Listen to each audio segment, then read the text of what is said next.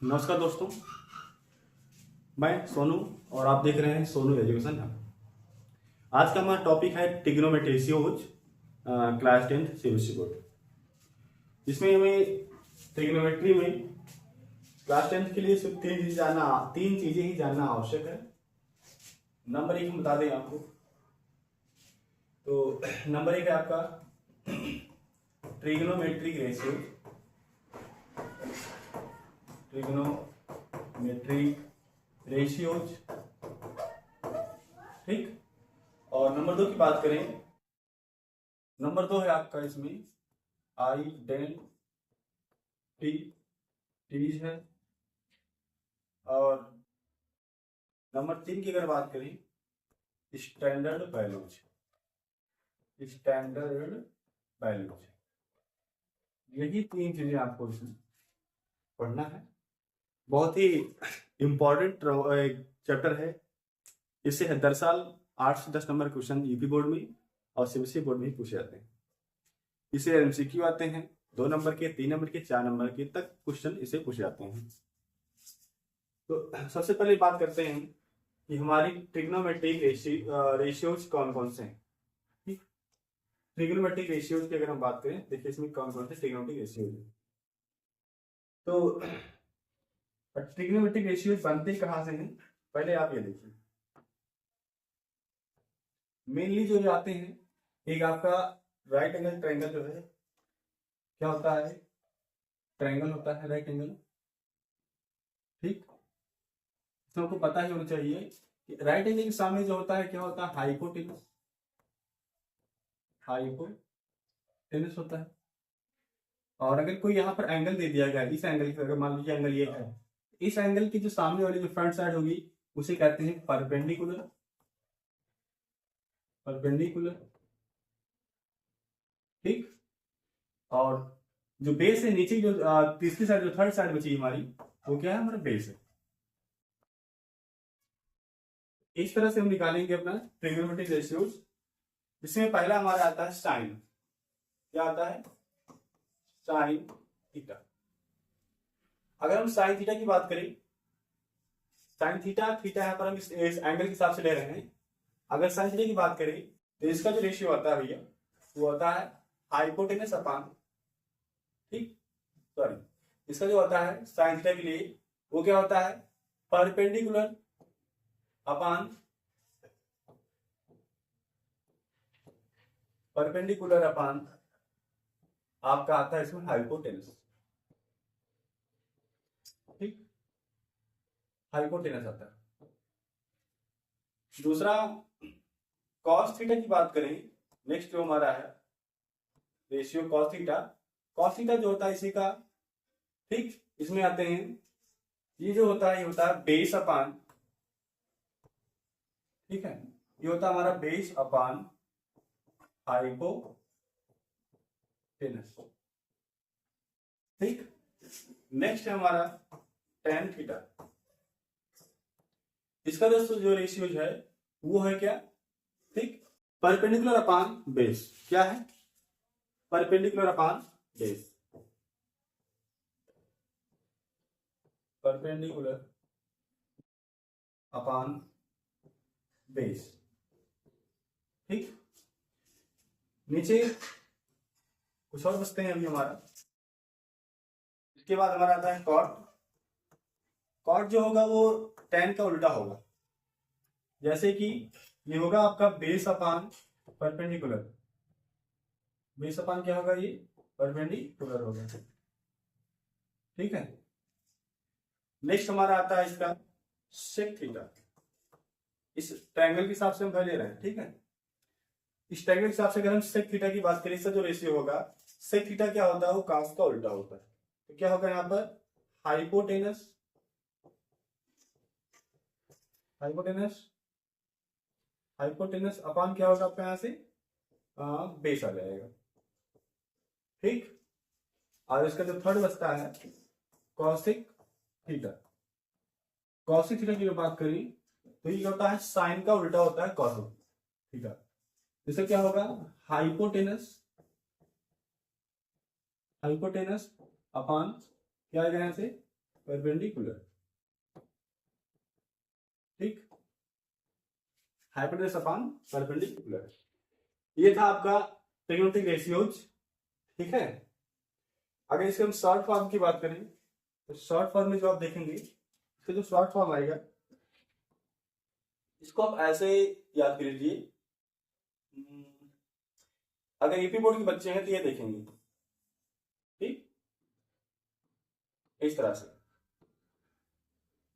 ठीक, ये UP board के लिए इसका short form, okay, UP board बच्चों के लिए, ठीक।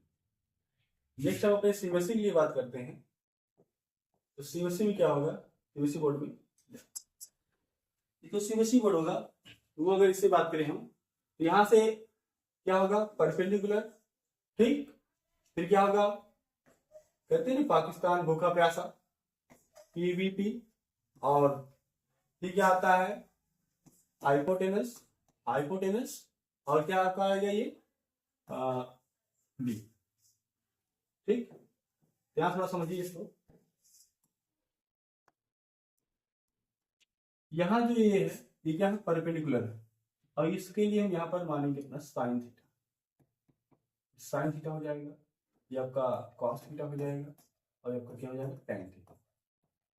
इसको जो वैल्यू चलेगी वो अप टू डाउन, ठीक।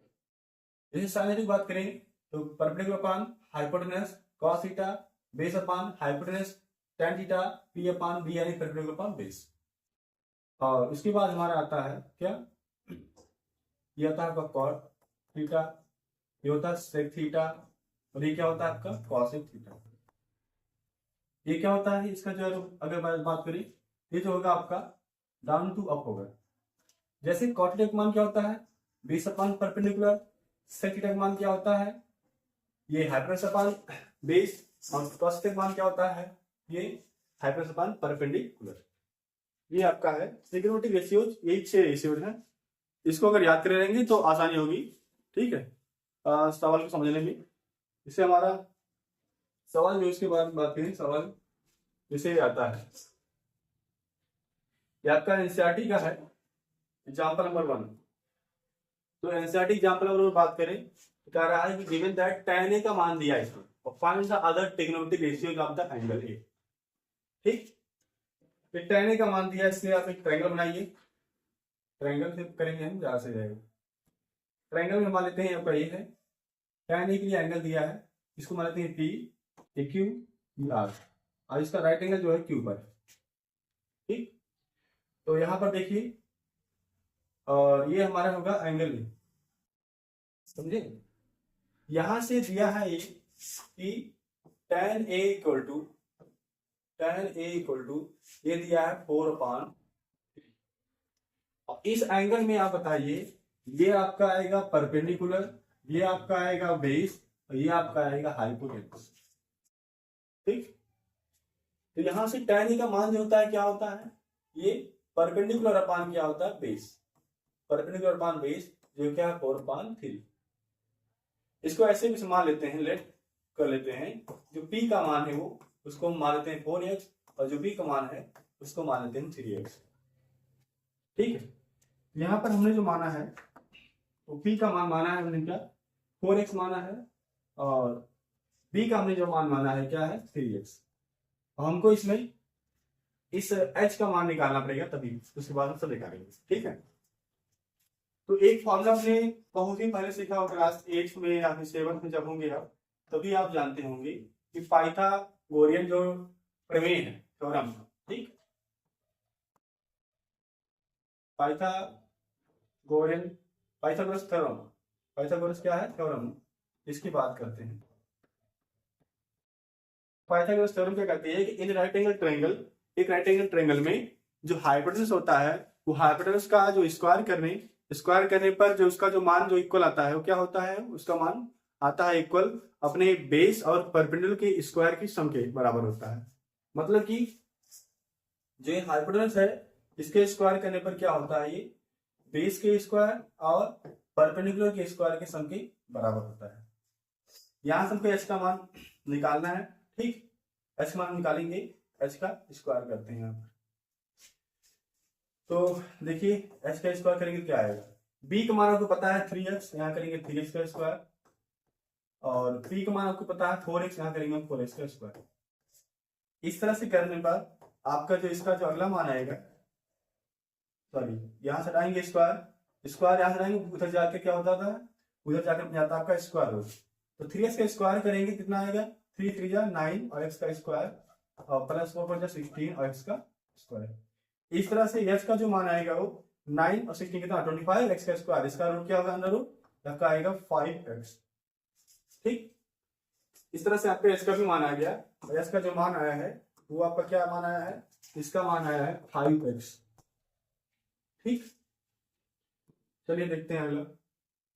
तो हमको निकालना क्या है, इसमें कह रहा है कि अगर tan का मान दिया है तो अन्य रेशियो निकाल के दिखाइए।